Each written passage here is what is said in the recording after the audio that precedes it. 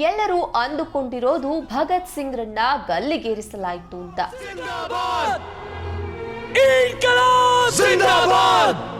ಆದ್ರೆ ಭಗತ್ ಸಿಂಗ್ ಸಾವನ್ನಪ್ಪಲು ಕಾರಣ ಬೇರೆಯದ್ದೇ ಇದೆ.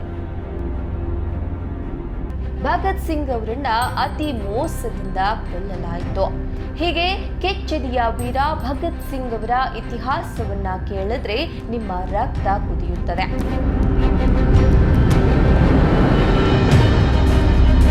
27 ಸೆಪ್ಟೆಂಬರ್ 1907ರಲ್ಲಿ ದಂಗಾ ಎನ್ನುವ ಒಂದು ಚಿಕ್ಕ ಹಳ್ಳಿಯಲ್ಲಿ ಈ ಪುಟ್ಟ ಕ್ರಾಂತಿಕಾರಿಯ ಜನನವಾಗುತ್ತದೆ. ಅವರ ತಾಯಿ ವಿದ್ಯಾವತಿ, ಅವರ ತಂದೆ ಕಿಶನ್ ಸಿಂಗ್. ಹೇಗಿರುವಾಗ ಬ್ರಿಟಿಷ್ ಸರ್ಕಾರ ಒಂದು ಕಾಯ್ದೆಯನ್ನ ತರುತ್ತದೆ. ಆ ಕಾಯ್ದೆಯ ಪ್ರಕಾರ ಯಾವುದೇ ವ್ಯಕ್ತಿಯನ್ನ ಅವರು ಮಾಡಿರುವ ಅಪರಾಧದ ಬಗ್ಗೆ ಪರಿಶೀಲನೆಯನ್ನ ಮಾಡದೆ, ನ್ಯಾಯಾಲಯ ಅಥವಾ ನ್ಯಾಯಾಧೀಶರ ಆದೇಶವಿಲ್ಲದೆ ಅವರನ್ನ ಕಾರ್ಯಾಗೃಹಕ್ಕೆ ಹಾಕಬಹುದು ಎಂಬುದು ಅದರ ನಿಯಮವಾಗಿತ್ತು. ಆದರೆ ಈ ಕಾಯ್ದೆಯ ವಿರುದ್ಧವಾಗಿ ಸಾಕಷ್ಟು ಭಾರತೀಯರು ಜಲಿಯಾವಾಲ್ ಬಾಗ್ನಲ್ಲಿ ಹೋರಾಟವನ್ನು ನಡೆಸ್ತಾರೆ. ಅವರ ನಿಯಮಗಳ ವಿರುದ್ಧ ಹೋರಾಟ ನಡೆಸಿದಂತಹ ಎಷ್ಟೋ ಭಾರತೀಯರನ್ನ ಬ್ರಿಟಿಷರು ನಿರ್ದಾಕ್ಷಿಣ್ಯವಾಗಿ ಕೊಂದು ಹಾಕ್ತಾರೆ. ಬ್ರಿಟಿಷರ ಕಣ್ತಪ್ಪಿಸಿ ಓಡಿ ಹೋಗ್ತಿದ್ದವರನ್ನ ಹುಡುಕಿ ಗುಂಡಿಟ್ಟು ಕೊಲ್ಲಲಾಗುತ್ತೆ. ಈ ಹೋರಾಟದಲ್ಲಿ ಅದೆಷ್ಟೋ ಅಮಾಯಕರು ಪ್ರಾಣ ತ್ಯಾಗ ಮಾಡ್ತಾರೆ. ಅಷ್ಟೇ ಅಲ್ಲದೆ ಸಾವಿರಾರು ಮಕ್ಕಳು ಹೆತ್ತವರನ್ನ ಕಳೆದುಕೊಂಡು ಅನಾಥರಾಗ್ತಾರೆ. ಈ ಹೋರಾಟ ಮುಗಿಯುವಷ್ಟರಲ್ಲಿ ಲೆಕ್ಕವಿಲ್ಲದಷ್ಟು ಭಾರತೀಯರು ಅವರ ಪ್ರಾಣವನ್ನ ಕಳೆದುಕೊಂಡಿದ್ರು. ಈ ಮಾರಣ ಹೋಮ ಮನಗಂಡಂತಹ ಭಗತ್ ಸಿಂಗ್ ಅಂತರಾಳದಲ್ಲಿ ಸ್ವಾತಂತ್ರ್ಯ ಹೋರಾಟದ ಕಿಚ್ಚು ಹುಟ್ಟಿತ್ತು. ಆಗ ಭಗತ್ ಸಿಂಗ್ ಅವರು ಆ ಹೋರಾಟದಲ್ಲಿ ಎಷ್ಟೋ ಜನ ಭಾರತೀಯರ ನೆತ್ತರು ಹರಿದು ಕಲಸಿ ಹೋದಂತಹ ಮಣ್ಣನ್ನ ಒಂದು ಬಾಟಲಿಯಲ್ಲಿ ತುಂಬಿಕೊಂಡು ಮನೆಗೆ ಬಂದು ಅದನ್ನ ಪೂಜೆ ಮಾಡತೊಡಗಿದ್ರು.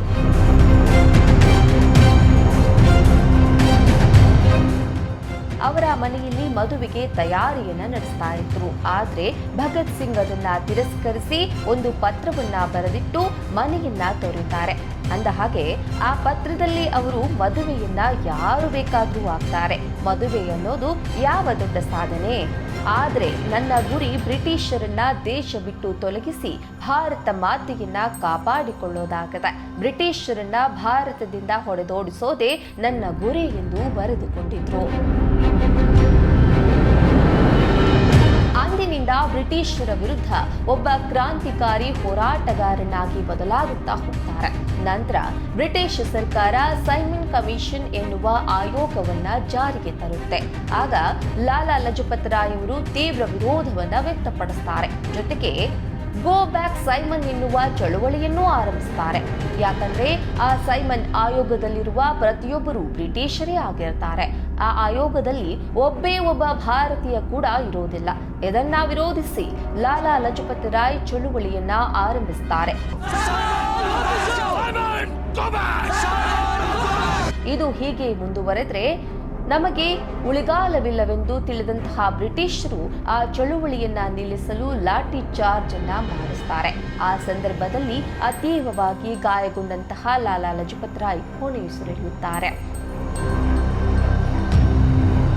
ಅವರ ಸಾವಿನಿಂದ ವಿಚಲಿತನಾಗಿದ್ದ ಭಗತ್ ಸಿಂಗ್ ಅವರು ಇದಕ್ಕೆ ಪ್ರತೀಕಾರವನ್ನ ತೀರಿಸಿಕೊಳ್ಳಲೇಬೇಕು ಎಂದು ಮುಂದಾಗ್ತಾರೆ. ಲಾಠಿ ಚಾರ್ಜ್ಗೆ ಆದೇಶಿಸಿದ ಬ್ರಿಟಿಷ್ ಪೊಲೀಸ್ ಅಧಿಕಾರಿ ಜಾನ್ ಸ್ಕ್ಯಾಡ್ನನ್ನ ಕೊಲ್ಲಲು ನಿರ್ಧರಿಸುತ್ತಾರೆ. ಭಗತ್ ಸಿಂಗ್ ಜೊತೆಗೂಡಿ ರಾಜ್ಗುರು ಮತ್ತು ಸುಖದೇವ್ ಸಿಂಗ್ ಪೊಲೀಸ್ ಸ್ಟೇಷನ್ ಎದುರು ಆ ಪೊಲೀಸ್ ಅಧಿಕಾರಿ ಬರೋದನ್ನೇ ಕಾದಿದ್ದು ಜಾನ್ ಸ್ಕ್ಯಾಡ್ನನ್ನ ಗುಂಡಿಕ್ಕಿ ಕೊಲ್ತಾರೆ.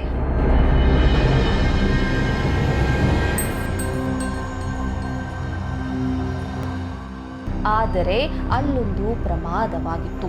ಅದೇನೆಂದ್ರೆ ಅವರು ಕೊಂದಿದ್ದು ಲಾಠಿ ಚಾರ್ಜ್ಗೆ ಆದೇಶಿಸಿದ್ದ ಜಾನ್ ಸ್ಕ್ಯಾಡ್ನನ್ನ ಅಲ್ಲ, ಬದಲಾಗಿ ಜಾನ್ಸ್ ಸ್ಯಾಂಡರ್ಸ್ ಆಗಿರ್ತಾರೆ. ಆದ್ರೆ ಭಗತ್ ಸಿಂಗ್ ಮತ್ತವರ ಸಂಗಡಿಗರು ಅವನೇ ಜಾನ್ ಸ್ಕ್ಯಾಡ್ ಎಂದು ತಿಳಿದು ಕೊಂದಿರ್ತಾರೆ. ಈ ವಿಷಯ ತಿಳಿದ ಭಗತ್ ಸಿಂಗ್ ಅಲ್ಲಿಂದ ಪರಾರಿಯಾಗ್ತಾರೆ. ಒಬ್ಬ ಬ್ರಿಟಿಷ್ ಪೊಲೀಸ್ ಅಧಿಕಾರಿಯನ್ನ ಕೊಂದಿದ್ದಕ್ಕೆ ಬ್ರಿಟಿಷರು ಭಗತ್ ಸಿಂಗ್ ರನ್ನ ಹೇಗಾದ್ರೂ ಮಾಡಿ ಹಿಡಿಯಬೇಕು ಎಂದು ತುಂಬಾ ಕಡೆಗಳಲ್ಲಿ ಹುಡುಕಾಡ್ತಾರೆ. ಹುಡುಕಾಡ್ತಾರೆ. ಆದ್ರೆ ಭಗತ್ ಸಿಂಗ್ ಅದಕ್ಕೆಲ್ಲ ಹೆದರದೆ ಮತ್ತೊಂದು ಕ್ರಾಂತಿಯನ್ನ ಮಾಡಲು ಮುಂದಾಗಿರ್ತಾರೆ. ಬ್ರಿಟಿಷರು ಭಾರತೀಯರ ಮೇಲೆ ಮಾಡುವ ದೌರ್ಜನ್ಯಗಳನ್ನ, ಅನ್ಯಾಯಗಳನ್ನ, ಬ್ರಿಟಿಷರ ದಬ್ಬಾಳಿಕೆಗಳನ್ನ ಸಹಿಸಿಕೊಂಡು ನಮ್ಮ ಭಾರತೀಯರು ಹೇಗೆ ಸುಮ್ಮನಿದ್ದಾರೆ? ಬ್ರಿಟಿಷರ ಅನ್ಯಾಯಗಳ ವಿರುದ್ಧ ಯಾಕೆ ಯಾರು ಧ್ವನಿ ಎತ್ತುತ್ತಾ ಇಲ್ಲ?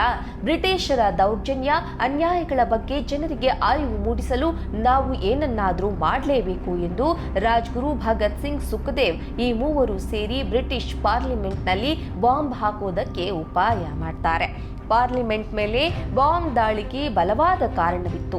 ಅದೇನೆಂದ್ರೆ, ಒಂದು ವೇಳೆ ಪಾರ್ಲಿಮೆಂಟ್ನ ಮೇಲೆ ಬಾಂಬ್ ಹಾಕಿದ್ರೆ ಪೊಲೀಸರು ನಮ್ಮನ್ನ ಬಂಧಿಸ್ತಾರೆ, ನ್ಯಾಯಾಲಯಕ್ಕೆ ಹಾಜರುಪಡಿಸಿ ನ್ಯಾಯಾಧೀಶರ ಮುಂದೆ ನಿಲ್ಲಿಸ್ತಾರೆ.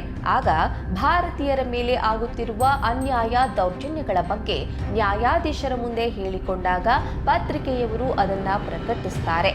ಆಗ ಬ್ರಿಟಿಷರು ಮಾಡುತ್ತಿರುವ ಅನ್ಯಾಯ, ಅಕ್ರಮಗಳ ಬಗ್ಗೆ ಭಾರತೀಯರಿಗೆ ತಿಳಿದು ಬ್ರಿಟಿಷರ ವಿರುದ್ಧ ಹೋರಾಟ ಮಾಡಲು ಧೈರ್ಯ ತೋರುತ್ತಾರೆ ಎಂಬುದು ಭಗತ್ ಸಿಂಗ್ ಅವರ ಯೋಜನೆಯಾಗಿತ್ತು. ಈಗ ನೀವೇ ಯೋಚನೆ ಮಾಡಿ, ಭಗತ್ ಸಿಂಗ್ ಅವರ ಮೇಲೆ ಮೊದಲೇ ಜಾನ್ ಸ್ಯಾಂಡರ್ಸ್ ಅವರ ಕೊಲೆಯ ಆರೋಪವಿತ್ತು. ಹೀಗಿರುವಾಗ ಪಾರ್ಲಿಮೆಂಟ್ನಲ್ಲಿ ಮತ್ತೊಂದು ಬಾಂಬ್ ಹಾಕಿ ಬ್ರಿಟಿಷರ ಕೈಗೆ ಸಿಕ್ಕರೆ ನಮ್ಮ ಸಾವು ಖಚಿತ ಎಂದು ತಿಳಿದಿದ್ರೂ ಈ ರೀತಿ ಕ್ರಾಂತಿಗೆ ಮುಂದಾಗ್ತಾರೆ ಅಂದ್ರೆ ಅವರ ಧೈರ್ಯ, ಅವರ ದೇಶಭಕ್ತಿ ಇನ್ಯಾವ ಮಟ್ಟಕ್ಕಿರಬಹುದೆಂದು ಊಹಿಸಲು ಅಸಾಧ್ಯವಾದದ್ದು. ಅವರು ಅಂದುಕೊಂಡಂತೆ ಭಗತ್ ಸಿಂಗ್, ಸುಖದೇವ್, ರಾಜ್ಗುರು ಅವರು ಬ್ರಿಟಿಷ್ ಪಾರ್ಲಿಮೆಂಟ್ನಲ್ಲಿ ಬಾಂಬ್ ಹಾಕ್ತಾರೆ. ಯಾರಿಗೂ ಕೂಡ ಪ್ರಾಣಹಾನಿ ಆಗೋದಿಲ್ಲ. ಪೊಲೀಸ್ ಅಧಿಕಾರಿಗಳು ಭಗತ್ ಸಿಂಗ್ ಅವರನ್ನ ಬಂಧಿಸಲು ಮುಂದಾಗ್ತಾರೆ. ಆದರೆ ಭಗತ್ ಸಿಂಗ್, ಸುಖದೇವ್, ರಾಜ್ಗುರು ಅಲ್ಲಿಂದ ತಪ್ಪಿಸಿಕೊಳ್ಳದೆ ಬ್ರಿಟಿಷರ ವಿರುದ್ಧ ನಿಂತು ಇನ್ಕುಲಾಬ್ ಜಿಂದಾಬಾದ್, ಇನ್ಕುಲಾಬ್ ಜಿಂದಾಬಾದ್ ಎಂದು ಘೋಷಣೆ ಕೂಗ್ತಾರೆ. ಇದರ ಅರ್ಥ ಈ ಕ್ರಾಂತಿ ಇಲ್ಲಿಗೆ ಮುಗಿಯೋದಿಲ್ಲ, ಹೇಗೆ ಮುಂದುವರಿಯಲಿದೆ ಎಂದು. ಆಗ ಪೊಲೀಸ್ ಅಧಿಕಾರಿಗಳು ಆ ಮೂವರನ್ನ ಬಂಧಿಸಿ ನ್ಯಾಯಾಲಯಕ್ಕೆ ಹಾಜರುಪಡಿಸ್ತಾರೆ. ಅಲ್ಲಿ ಅವರಿಗೆ ಮರಣ ದಂಡನೆಯನ್ನ ವಿಧಿಸಲಾಗುತ್ತದೆ. ನಂತರ ನ್ಯಾಯಾಲಯದ ಆದೇಶದಂತೆ ಭಗತ್ ಸಿಂಗ್, ಸುಖದೇವ್, ರಾಜ್ಗುರು ಅವರನ್ನ ಮಾರ್ಚ್ 23, 1931ರಲ್ಲಿ ಗಲ್ಲಿಗೇರಿಸಿ ಕೊಲ್ಲಲಾಯಿತು ಎಂದು ಎಲ್ಲರಿಗೂ ಗೊತ್ತು. ಆದರೆ ಇದು ಸುಳ್ಳು ಎಂದು ಇತಿಹಾಸದ ಪುಟಗಳಲ್ಲಿ ಕೂಗಿ ಕೂಗಿ ಹೇಳಲಾಗುತ್ತದೆ. ಹಾಗಿದ್ರೆ ಭಗತ್ ಸಿಂಗ್ ಅವರನ್ನ ಹೇಗೆ ಕೊಲ್ಲಲಾಯಿತು ಅಂತ ನೋಡೋದಾದ್ರೆ, ಸಾಮಾನ್ಯವಾಗಿ ಗಲ್ಲು ಶಿಕ್ಷೆಯನ್ನ ಬೆಳಗಿನ ಜಾವ ಮಾಡಬೇಕು, ಅಪರಾಧಿಗಳ ಕೊನೆಯಾಸೆಯನ್ನು ಈಡೇರಿಸಬೇಕು. ಆದರೆ ಇದಾವುದನ್ನು ಮಾಡದೆ ಭಗತ್ ಸಿಂಗ್, ರಾಜ್ಗುರು, ಸುಖದೇವ್ರನ್ನ ಈ ಮೂವರು ಹೊಂಚು ಹಾಕಿ ತಪ್ಪಾಗಿ ತಿಳಿದು ಆ ಪೊಲೀಸ್ ಅಧಿಕಾರಿ ಅಂದ್ರೆ ಜಾನ್ ಸ್ಯಾಂಡರ್ಸ್ ನನ್ನ ಕೊಂದು ಹಾಕಿದ್ರು. ಆ ಅಧಿಕಾರಿಯ ಮಾವ ಹೇಗಾದ್ರೂ ಮಾಡಿ ಭಗತ್ ಸಿಂಗ್ ಹಾಗೂ ಸಹಚರರ ಮೇಲೆ ಸೇಡು ತೀರಿಸಿಕೊಳ್ಳಬೇಕೆಂದು ಜೈಲಿನಲ್ಲಿದ್ದ ಭಗತ್ ಸಿಂಗ್ ಹಾಗೂ ಸಹಚರರನ್ನ ರಾತ್ರಿ 7:15ಕ್ಕೆ ಗಲ್ಲಿಗೇರಿಸುತ್ತಾರೆ. ಆದ್ರೆ ಇನ್ನೇನು ಪ್ರಾಣ ಹೋಗಬೇಕು, ಅವರನ್ನ ಕೆಳಗಿಳಿಸ್ತಾರೆ. ಆ ಮೂವರು ಪ್ರಜ್ಞೆ ತಪ್ಪಿರ್ತಾರೆ, ಸತ್ತಿರೋದಿಲ್ಲ. ಭಗತ್ ಸಿಂಗ್ಗೆ ಆ ಸಮಯದಲ್ಲಿ ಪ್ರಜ್ಞೆ ಬರುತ್ತೆ. ಆಗ ಅವರು ಭಗತ್ ಸಿಂಗ್ರ ಕುತ್ತಿಗೆಯ ಮೂಳೆಯನ್ನ ಮುರಿತಾರೆ.